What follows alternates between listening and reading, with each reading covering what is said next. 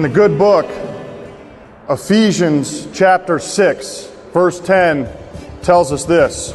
Very inspiring when you see just all the high school kids in the crowd and their passion for life, their passion for God. Finally, draw your strength from the Lord and from His mighty power. Put on the armor of God so that you may be able to stand firm against the tactics of the devil. My name is Joe Reitz, an offensive lineman for the Indianapolis Colts, and it's a tremendous honor for me to be here today. I've been to Destination Jesus. I've been sitting where you guys are right now. It's something that I went to, 3 out of my 4 years of high school growing up in Fishers, so I remember the impact it made on me.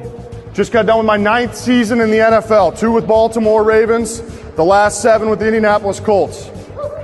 Thank you. All right, applause is always welcome.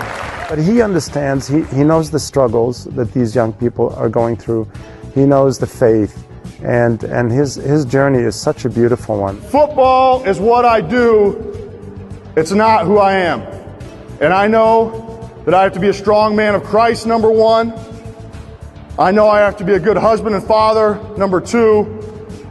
And then be the best football player I can be, number 3. But to bring somebody like Joe in who, clearly his job is to be a football player, his job is to be, like he said, father, part of his faith, but to have him come in and share the words that he shared, I think speaks volumes to our men to say, this is possible. This is something that you can do.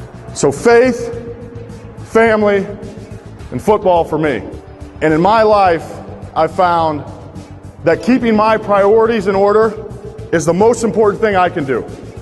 Right? Keeping God number 1, keeping my family second. When I was like you guys, keeping school number 3rd, keeping sports 4th. And that's hard to do. I think the main message I wanted to deliver is, there's a struggle out there, right? Good versus evil is a struggle. It's harder for you guys than it was for me. TV's worse, the internet's worse. It's hard. The devil is everywhere. So what do we got to do? We got to strap up. We got to put our pads on. We got to go fight. God and the devil, that's real, and that's a real life battle. But my message to them was that good will win out. You're here.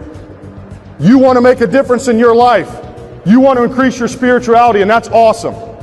Because I was you. I was you. I was you. There's been a lot of examples for me and that men in NFL locker rooms have lived out their faith. I played with Jeff Saturday, Ryan Deem, 2 guys who were outspoken about their faith, who did things the right way, who showed me as a young player in the NFL, hey, it's okay to be open about your faith. It's okay to stand and to be a man of God.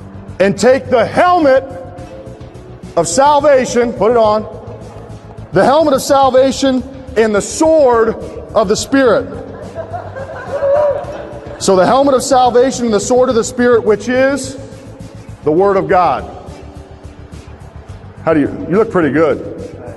You think you could line up and block some defensive ends on Sunday? No. No, well, hey, believe me, it's hard to do, buddy. I've had my fair share, all right? But this is a visual, right? A great visual. We put on these pads to go out and protect ourselves when we play on Sunday. But what are we doing in our daily lives to protect ourselves from the devil?